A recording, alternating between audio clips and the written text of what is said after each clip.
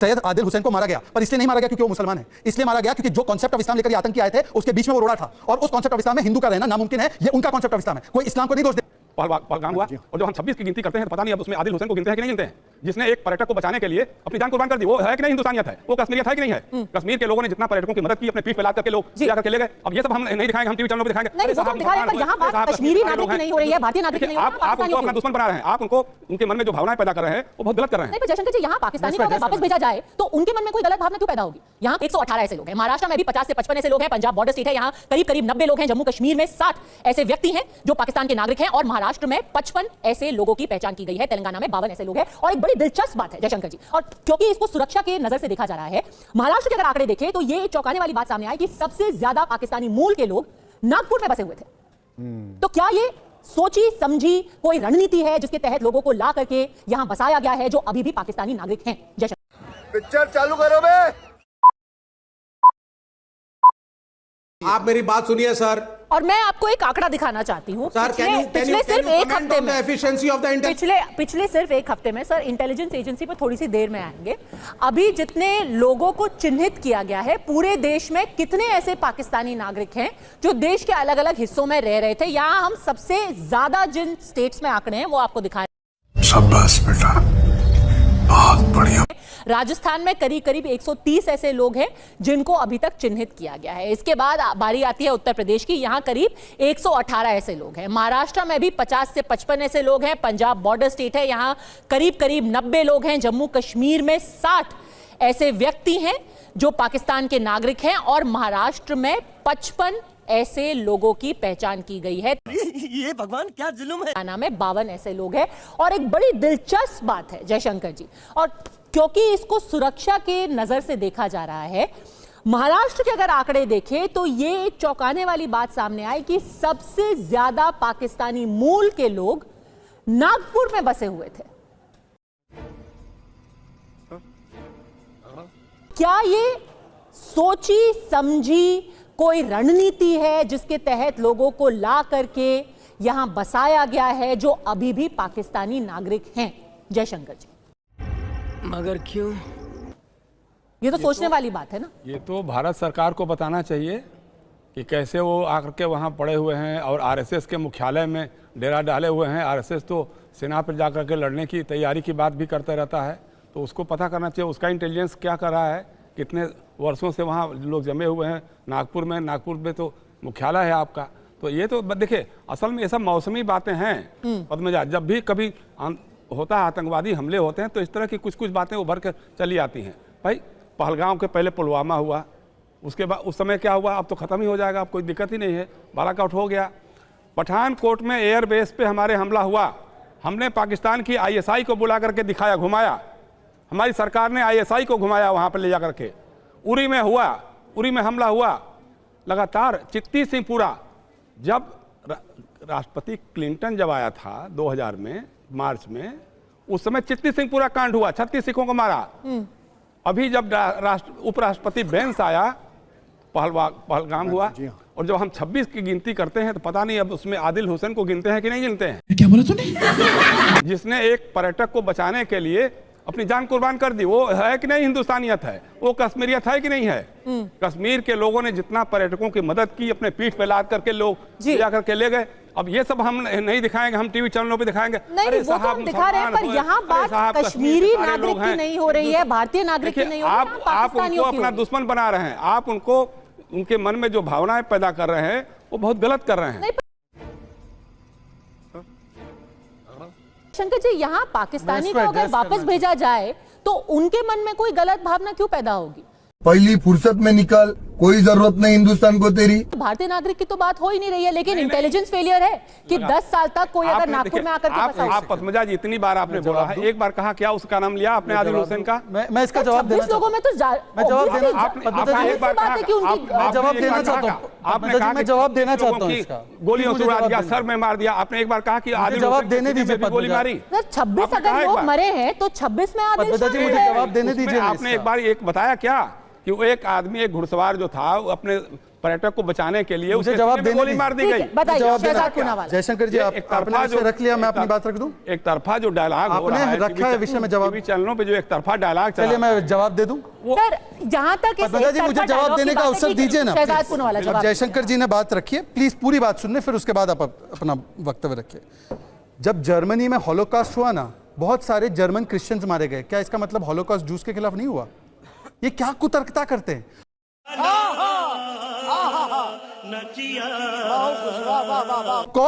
सैयद आदिल हुसैन को मारा गया, पर इसलिए नहीं मारा गया क्योंकि वो मुसलमान है, इसलिए मारा गया क्योंकि जो कॉन्सेप्ट ऑफ इस्लाम लेकर ये आतंकी आए थे उसके बीच में वो रोड़ा था, और उस कॉन्सेप्ट ऑफ इस्लाम में हिंदू का रहना नामुमकिन है। ये उनका कॉन्सेप्ट ऑफ इस्लाम है। इस्लाम को नहीं दोष दे रहा है कोई, सारे मुसलमानों को भी आतंकी नहीं। मैं मुसलमान हूं, भाजपा का प्रवक्ता, पर सवाल यह बनता है कि हिंदू टेरर का लेबल चिपकाने वाले लोग, हिंदू लिंचर, जय श्री राम, युद्ध घोष कहने वाले लोग आज उनके मुंह से नहीं निकल रहे कि पाकिस्तानी इस्लामिक जिहाद है। Point number 1। पॉइंट नंबर 2, ये जो आप कह रहे हैं ना इंटेलिजेंस फेलियर, सर प्लीज मेरी बात पूरी हो जाने दीजिए।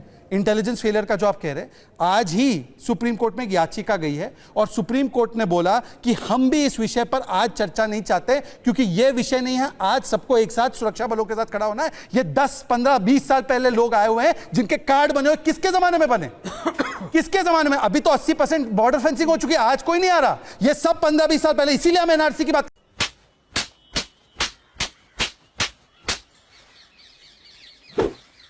एनआरसी के साथ है। और आखिरी बात मैं पूछना चाहता हूं, अभी आप ये कह रहे थे ना डोसियर दे दो, ये यूएसए का, हालांकि यूएसए का, सुनिए ना, मैं नहीं कह रहा हूं विवेक जी, ये यूएसए का अभी का स्टेटमेंट है डिफेंस सेक्रेटरी का, पढ़ लीजिए। हाँ, उन्होंने कहा है कि पाकिस्तान इज अ रोग स्टेट। अब पता नहीं ये उसको इंपीरियल पावर मानेंगे या यूएसए का स्टेटमेंट मानेंगे, मुझे नहीं पता, पर मैं कह रहा हूं कि पाकिस्तान आतंक की जननी है। इसके लिए विवेक श्रीवास्तव को डोजियर लेना पड़ेगा। नहीं, पर आपने सवाल का जवाब नहीं दिया। 11 साल से नागपुर के अंदर अगर 20-30 पाकिस्तानी बसे हुए हैं तो इनकी पहचान पहले नहीं होनी चाहिए थी। हम बार बार बात करते हैं कि दीमक की तरह कुछ अवैध रूप से आए हुए बांग्लादेशी हमारे देश को खोखला कर रहे हैं।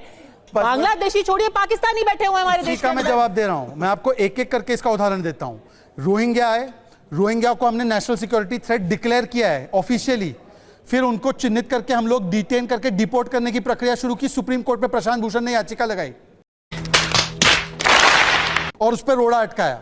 आते हैं पाकिस्तानी के विषय पे, जो पाकिस्तानी का आप आधार कार्ड बनाकर 15 साल पहले जा रहे हो, आधार कार्ड तो नहीं उस समय पे, बाकी का घर के कार्ड दे रहे हो, उसको राशन कार्ड दे रहे हो, उसको चिन्हित करने के लिए तो एनआरसी के लिए जरूरत होगी ना। हमने तो दिल्ली में बोला चुनाव में, चलो एनआरसी के लिए तैयार हो, किसने बोला? हाँ, पूछिए इनसे, एनआरसी के लिए तैयार है। जिसके कार्ड बने हुए हैं 15 साल पहले, 20 साल पहले, उनको कैसे आइडेंटिफाई किया जाएगा? एनआरसी प्रोसेस से ही किया जाएगा। तो शाबाश बेटा, बहुत बढ़िया। एनआरसी के साथ है या नहीं, पूछे जयशंकर जी से, वो जवाब दे दे अगर लेफ्ट और कांग्रेस ना दे पाए। पर आखिरी बात, किसकी गलती है अगर पाकिस्तानी हमारे देश में? गुजरात में अभी ये जो अवैध लोग हैं ना, इनके घर तोड़े जा रहे हैं और उनको भगाया जा रहा है। पीआईएल कांग्रेस इकोसिस्टम लगाती है, कांग्रेस के इकोसिस्टम के पीआईएल को रिजेक्ट किया गुजरात कोर्ट ने। शाबाश बेटा, बहुत बढ़िया। फिर भी ये मानने को तैयार नहीं है। जयशंकर जी, नहीं, इसमें हमारे बोलने का क्या है? देखिए, ये भारत सरकार का के ऊपर ओनस है, भारत सरकार। पर वो कह रहे हैं हम जब भी कोशिश करते हैं रास्ते में कोई रोड़ा लगा देता है। सरकार है क्या? स्टेट गवर्नमेंट का है तो नहीं, वो कह रहे हैं जब भी केंद्र सरकार या स्टेट गवर्नमेंट कुछ कोशिश ऐसी करती है तो अदालत के जरिए। हम तो सुन रहे हैं कब से कि बांग्लादेशी नागरिकों को निकाल बाहर किया जाएगा, जब चुनाव आएगा बांग्लादेशी शरणार्थियों को बाहर किया जाएगा। हर बार हर चुनाव एनआरसी को रोक दिया, कह रहे हैं हम कोशिश कर रहे थे एनआरसी से उनको चिन्हित किया जाए और बाहर निकाला जाए। इसी का जवाब दे देता हूं, फिर बुरा दे। बंगाल में किसी का राशन कार्ड बनाए, बीजेपी बनाई, ये अवैध लोगों का, और वहां पे चिन्हित करना है, बंगाल पुलिस बीजेपी को रिपोर्ट करती है। बीएसएफ का 50 किलोमीटर जुरिस्डिक्शन बढ़ाने की बात हुई तो कौन आकर सड़कों पर नाचने लगा? अलग दिशा में कौन है ये लोग, कहां से आते हैं? ऑर्डर पे क्या वेस्ट बंगाल पुलिस बैठी आप हुई है? डिबेट को अलग दिशा में इसीलिए तो नहीं, का पोस्ट बनाने नहीं दे रही है ममता बनर्जी।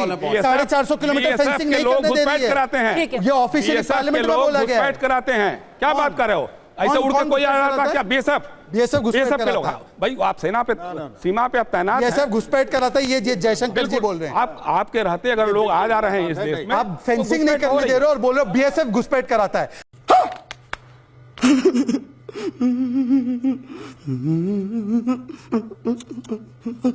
शर्म आती है कि ये विश्लेषक के रूप में बैठे हैं यहाँ ये पे। अभी भी जो पहलगाम बीएसएफ के ऊपर आरोप लगा दिया, आपके पास प्रमाण दिखाओ यार, प्रमाण दिखाइए। आप प्रमाण दिखाओ ना। बीएसएफ के ऊपर आपने आरोप कैसे पहलगाम लगा में दिया? बीएसएफ पे आरोप कैसे लगाया आपने? 27 घंटे आप बीएसएफ पे आरोप कैसे लगा रहे हैं? कौन है ये लोग?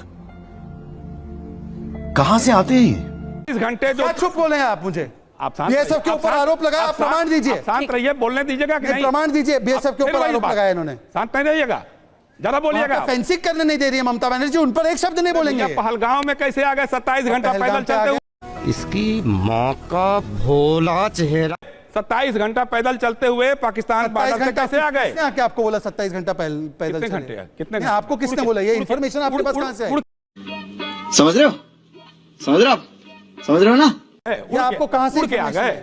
उड़ के आ गए? ठीक है, क्या बोले विक्रम जा- सिंह, बात कर रहे हैं? विक्रम सिंह। पद्मजा जी, हम लोग जो बातें कर रहे हैं, देखिए जो बेस्ट प्रैक्टिसेस वर्ल्ड की हैं, क्या इजराइल में एयर टाइट सिक्योरिटी है? क्या अमेरिका में एयर टाइट सिक्योरिटी है? क्या कहीं एयर टाइट कहीं नहीं है? We can do to the extent possible and improve on that. और ये कहना है कि बीएसएफ पूरी स्मगलिंग करा रही है और ह्यूमन ट्रैफिकिंग कर रही है, ये इससे ज्यादा अनर्गल कोई आरोप हो नहीं सकता है। लेकिन दोनों की जिम्मेदारी है, एक तरफ बीएसएफ की, दूसरी। और अगर बीएसएफ ने पार कर दिया और हम कहते चूंकि आगे अब हम कुछ नहीं कर सकते हैं, तो ये किसी कंट्री के लॉ में नहीं है कि हमारे यहाँ अगर बाहर से कोई आ गया तो हम कुछ नहीं करेंगे, हम हथियार डाल के सरेंडर कर देंगे, जैसा कि ममता बनर्जी कह रहे। ये तू समझा? हाँ। नहीं, तू समझा नहीं। ज्यादा एब्सर्ड को, जिसके पास जो संसाधन है, कानूनी जो शक्ति है, उसके अनुरूप कुछ तो कार्रवाई हो। बीएसएफ अपने लेवल पे करे, स्टेट पुलिस अपने करे, लेकिन अगर हम एक दूसरे पे सिर्फ आरोप करेंगे और वो हमारा कर्तव्य है, तो हम चुप रहे। सीमा की चौकसी का दायित्व वेस्ट बंगाल पुलिस जयशंकर जी, एक सेकंड सुनिए। हम फेंसिंग करना चाह रहे हैं, वो लैंड नहीं देती है, वो जगह नहीं देती है। सुन लीजिए, फेंसिंग नहीं करने देने के बाद जब घुसपैठ अगर हो रही है तो वहां पे आधार कार्ड बनाने का काम इनका है, या तो राशन कार्ड बना। तो अगर आज का वीडियो आपको पसंद आया हो तो चैनल को लाइक करें, शेयर करें और सब्सक्राइब करें। जय हिंद।